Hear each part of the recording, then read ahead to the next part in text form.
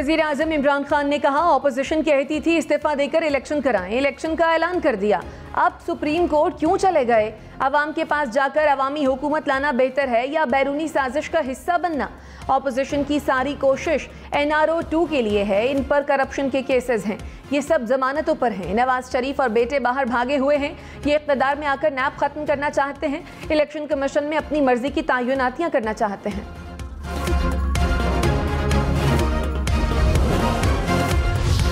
इमरान खान के खिलाफ अदम एतमाद मुस्तरद करने की डेप्यूटी स्पीकर की रूलिंग के खिलाफ फुल कोर्ट बनाने की इस्तदा मुस्तरद।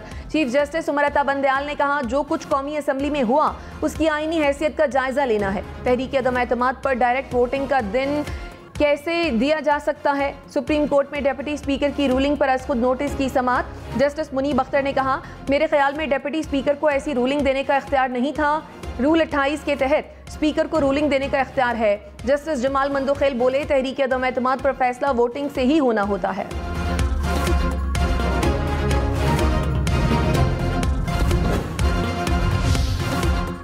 चीफ जस्टिस उमरता बंदयाल ने कहा, डेप्यूटी स्पीकर की रूलिंग में पार्लिमानी कमेटी का भी जिक्र है। पार्लिमानी कमेटी बराए कौमी सलामती में सारा मामला रखा गया था, ऑपोजिशन ने जानबूझकर कमेटी में शिरकत नहीं की।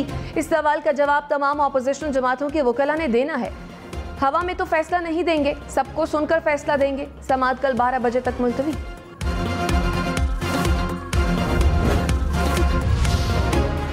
बिलावल भुट्टो ने तर्जुमान पाक फौज से कौमी सलामती कमेटी इजलास पर वजाहत मांग ली। कहा, इमरान खान अपनी बगावत को जवाब देने के लिए बैरूनी साजिश का वावेला कर रहे हैं। DGISPR वाजे करें कि क्या कौमी सलामती कमेटी ने 197 मेंबर्स को बैरूनी साजिश का हिस्सा करार दिया था?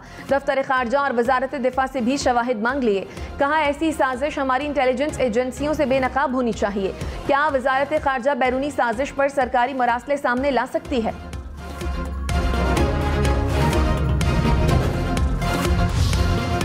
बिलावल भुट्टो, नेशनल सिक्योरिटी के मामलात पर गुफ्तगू से पहले किसी अक्लमंद से मशवरा कर लिया करें। फवाद चौधरी का रद्द अमल। कहा, तहकीकात हुई तो आपको बहुत नुकसान होगा, हम अभी खामोश हैं, इसको गनीमत समझें।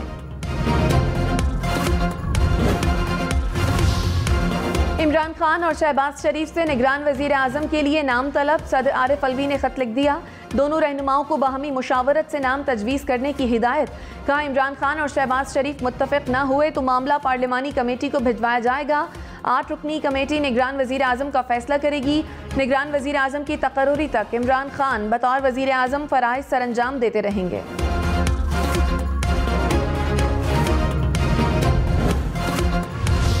शहबाज शरीफ का निगरान वजीर आजम के लिए नाम देने से इनकार। कहा, सदर ममलिकत आइन शिकनी के मुर्तकिब हुए, आइन तोड़ने वालों से बात कैसे हो सकती है? निगरान वजीर आजम के लिए मुशावरत का हिस्सा नहीं बनूंगा। सुप्रीम कोर्ट के फैसले के बाद ऑपोजिशन इत्तेहादियों से मुशावरत करके खत पर कोई फैसला करेंगे। इलेक्शन की तरफ इस्लाहात के बाद जाएंगे।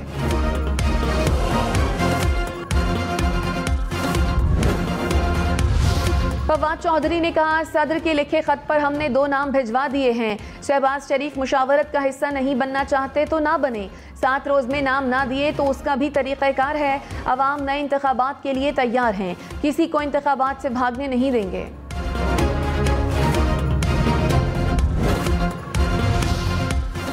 वज़ीर आज़म ने कहा, अगले इंतखाबात की अभी से तैयारी शुरू कर दी। टिकटों की तकसीम के हवाले से मोहतात रहेंगे। बेशक इलेक्शन हार जाएं, लेकिन अब टिकट मुल्क की बेहतरी का सोचने वालों को देंगे। पंजाब में भी हॉर्स ट्रेडिंग की इत्तलात मिल रही हैं। छांगा मांगा की सियासत हो रही है। अरकान असम्बली को खरीद कर हुकूमत बनाना जमहूरियत नहीं। वज़ीर ख़ारजा शाह महमूद कुरैशी ने कहा, अदालत चाहेगी तो धमकी आमेज खत पेश कर देंगे। कौमी सलामती कमेटी इजलास की बुनियाद पर ही एहतजाज रिकॉर्ड कराया गया। अदालत ने कमेटी इजलास के मिनट्स मांगे तो पेश कर देंगे। शहबाज शरीफ ने कहा, इमरान नियाजी ने कल सिविलियन मार्शल लॉ ऑफिस किया।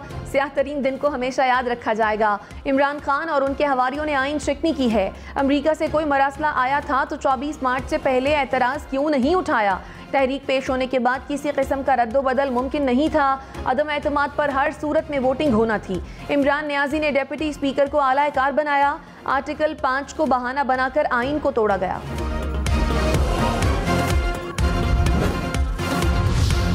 बिलावल भुट्टो ने कहा, खुश हैं कि सिलेक्टेड की हुकूमत खत्म हो गई। ऑपोजिशन के दबाव पर इमरान खान ने हुकूमती खुदकुशी कर ली। सब ने आइन को तोड़कर इमरान खान की अना को संभाला। आला अदलिया से दरखास्त है इमरान खान की बगावत को रोके। साबित हो जाए आलमी साजिश का हिस्सा है तो फांसी पर लटका दिया जाए।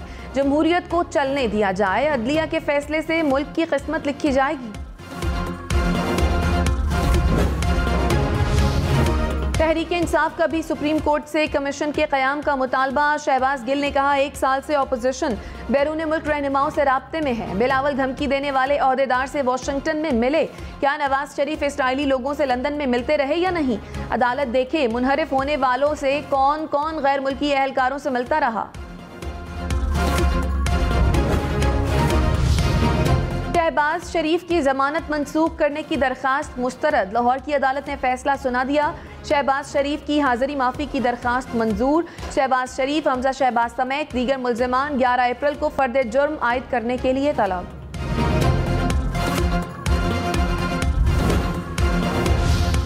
तर्जुमान मुस्लिम लीग नून मरियम औरंगजेब ने कहा, इमरान खान को आइन शिकनी की सजा आइन में वाज़ेह है। 22 करोड़ का मुल्क इमरान की अना नहीं आइन पर चलेगा। आर्टिकल 6 के तमाम मुजरिमों को सजा मिलनी चाहिए। आइन शिकनी करने वालों को गिरफ्तार करके इबरत का निशान बनाया जाए।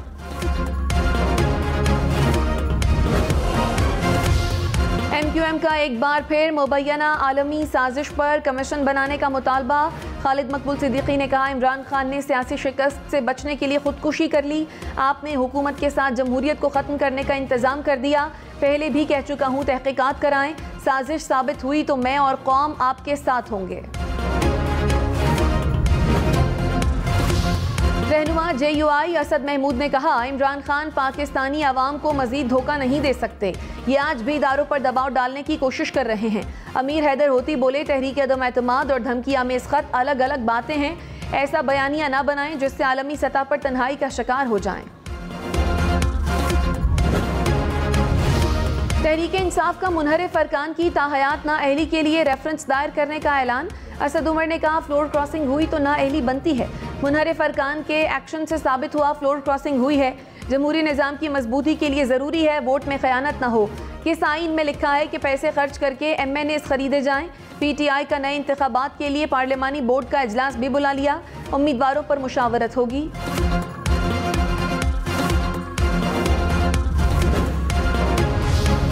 रहनुमा पीपल्स पार्टी कमर जमान कायरा ने कहा, साबिक हुकूमत ने मुल्क की सालमियत पर हमला किया। नालायकों के टोले ने मुल्क की बुनियादें हिलाकर रख दी।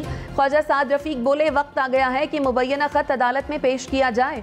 जिस साजिश का चूरन बेच रहे हैं उसको आवाम के सामने लाएं।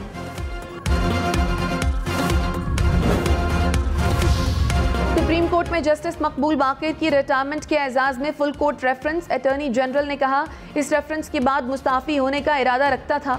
मौजूदा हालात में इस्तीफे का मतलब मैदान छोड़ने की मुतरादिफ था। आजकल सियासी मुखालफीन के खिलाफ आर्टिकल 6 आसानी से इस्तेमाल किया जाता है। आर्टिकल 6 समझने के लिए 2007 का वाकया जहन नशीन करना होगा। आर्टिकल्स का मकसद किसी की वफादारी जांचना नहीं है।